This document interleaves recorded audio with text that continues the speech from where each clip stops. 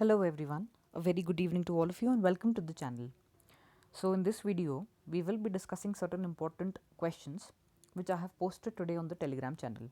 अगर आपने अभी तक Telegram चैनल को ज्वाइन नहीं किया है, link has been provided in the description, so please join it. देखिए, यहाँ टेलीग्राम चैनल ज्वाइन करने के पीछे का मोटिव ये है कि इसमें मैं जो मुझे आर्टिकल्स इंपॉर्टेंट लगते हैं न्यूज़ में आए हुए, तो वो शेयर करती हूँ। फॉर एग्जांपल, जैसे आप ये क्लिक करके देख सकते हैं, तो charting the path for the 16th finance commission, this I felt was an very important article because इसमें क्या है कि 16th फाइनेंस कमीशन फॉर्मेशन होने वाली है, उसके साथ साथ 15th फाइनेंस कमीशन के बारे में कुछ डेटा दिया हुआ है जिससे हमारे क्वेश्चंस बन सकते हैं for the upcoming prelims. Alright, जैसा कि आप जानते हैं प्रीलिम्स जो है अभी आर ओ का होने वाला है, उसके अलावा lower PCS, upper PCS, and सुनने में तो ये भी आ रहा है यूकेपीएससी एक न्यू कैलेंडर रिलीज़ करने वाला है जिससे कि हम लोगों के दिमाग में जो ये डाउट्स रहते हैं रिगार्डिंग द एग्जामिनेशन वो कुछ हद तक सॉर्ट आउट हो जाएंगे। ओके, तो अब वेट करते हैं कब तक देखिए कैलेंडर निकलता है, उसके अकॉर्डिंग आगे की प्रिपरेशन भी जारी रखनी है। तो देखिए इसी पे बेस्ड कुछ क्वेश्चंस इंपॉर्टेंट ये हैं आज के, that first of all the question is finance commission comes under which article of the Indian constitution. So देखिए 4 ऑप्शंस हैं आपके पास, article 280, article 260, article 250 and article 290। So the correct answer is article 280। Right, now next question is chairman of the first finance commission was, the options for you are ck Neogy, K C Neogy, N K Singh और के N Singh. Right, तो जो first finance commission formation हुई थी उसके जो chairman थे वो थे केसी नियोजी। राइट, नेक्स्ट क्वेश्चन की तरफ बढ़ते हैं। तो देखिए chairman of the 15th finance commission, जो कि अभी लेटेस्ट हमारा फाइनेंस कमीशन था, उसके चेयरमैन कौन थे? तो वही ऑप्शन हैं आपके पास, तो इनका जो करेक्ट आंसर है वो है N K Singh. Right, next question की ओर बढ़ते हैं। According to the 15th finance commission, the share of states in central taxes for 2021 to 2026 is recommended to be. तो कितना परसेंटेज जो सेंट्रल टैक्सेस हैं उसका कितना परसेंटेज सेंटर को स्टेट्स के साथ शेयर करना है, कितना रिकमेंड किया है हमारे 15th फाइनेंस कमीशन ने? आपके पास ऑप्शन हैं 41%, 42%, 43% या 44%। तो इसका करेक्ट आंसर इज 41%। जो 14th फाइनेंस कमीशन था उसने तो 42% रिकमेंड किया था, लेकिन क्योंकि जो पहले स्टेट था जम्मू एंड कश्मीर का, बाद में वो union territory of Jammu and Kashmir and union territory of Ladakh में उसका कन्वर्जन हो गया या ब्रेकअप हो गया कह सकते हैं। तो इस वजह से जो है इवेंचुअली 15th फाइनेंस कमीशन ने 41% रिकमेंडेशन दिया था the share of states in the central taxes. Alright, next question की तरफ बढ़ते हैं। Which of the following is not a criteria for devolution used by the 15th finance commission.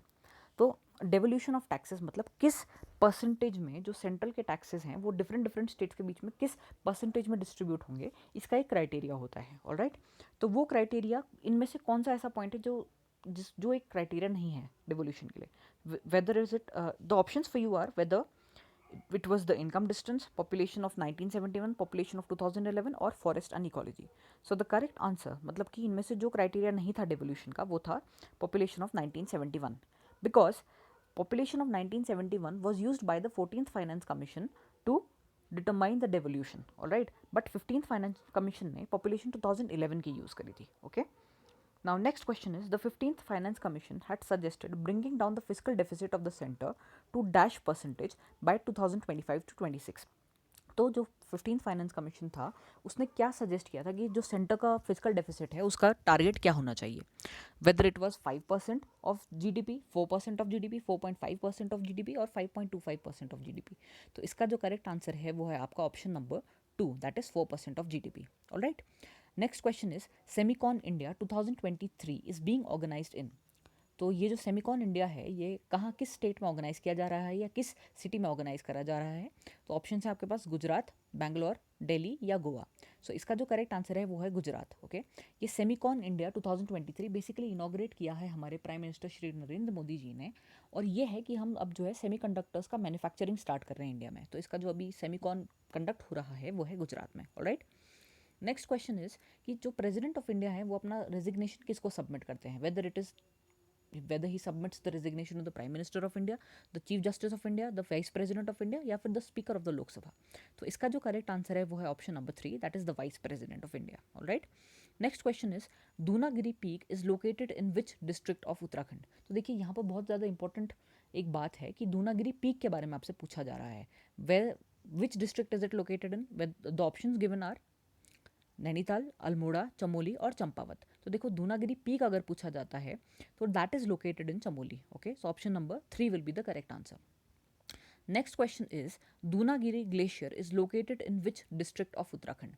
तो अगर हम दूनागिरी ग्लेशियर की बात करें, whether it is in Nainital, Almora, Chamoli और चंपावत, तो जो दूनागिरी ग्लेशियर है वो है आपका अल्मोड़ा में लोकेटेड। ऑलराइट, सो ये ध्यान रखने की बात है कि जो पीक है दूनागिरी पीक वो तो लोकेटेड है चमोली में, और दूनागिरी ग्लेशियर जो है वो है लोकेटेड आपका अल्मोड़ा में। ऑलराइट, तो इसीलिए इस पे क्वेश्चन को ध्यान से पढ़ने की आपको बहुत ज़्यादा ज़रूरत है। दूनागिरी पढ़ करके सिर्फ ये टिक करके मत आ जाना, पीक पूछा है या ग्लेशियर पूछा है, ये इंपॉर्टेंट यहाँ पर पॉइंट टू बी नोटेड है। ऑलराइट, सो देखिए ये जो टेलीग्राम ग्रुप है अभी इसमें फिलहाल 199 सब्सक्राइबर्स हैं, तो आप भी इसको ज्वाइन कर लीजिए। इसमें इंपॉर्टेंट आर्टिकल्स भी मिल जाएंगे आप लोगों को, जो इंपॉर्टेंट न्यूज़ है, और हर दिन आपको इसमें अप्रॉक्सीमेटली 10 MCQs मिल जाएंगे जिसको आप सॉल्व कर सकते हैं। अपना स्कोर भी आप लोग इसमें शेयर कर सकते हैं। इसका एक डिस्कशन ग्रुप भी है जिसका ये लिंक प्रोवाइडेड है। इसमें देखिए आप इसको ज्वाइन करके यहाँ पर अपनी क्वेरीज पोस्ट कर सकते हैं। इसमें अप्रॉक्सीमेटली 55 मेंबर्स हैं। यहाँ पे जो भी स्टूडेंट्स की क्वेरीज होती हैं उनको as soon as possible answer करने की कोशिश रहती है। ऑलराइट, तो ये तो हो गया आपका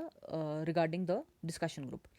सो link has been provided in the description, जा करके टेलीग्राम चैनल ज्वाइन कर लो। उसमें देखो बहुत सारे आपको आर्टिकल्स भी मिल जाएंगे, क्वेश्चंस भी मिल जाएंगे, उनको जा करके सॉल्व करो और अपना भी से प्रैक्टिस में आ जाओ, क्योंकि हर दिन अगर 10 MCQs भी करोगे तो एक तरीके की प्रैक्टिस बनेगी आपकी। और अपना स्कोर भी पोस्ट करना डिस्कशन ग्रुप में, उससे पता चलेगा कि आपकी परफॉर्मेंस पे कितना इंप्रूवमेंट हो रहा है। That's it for today.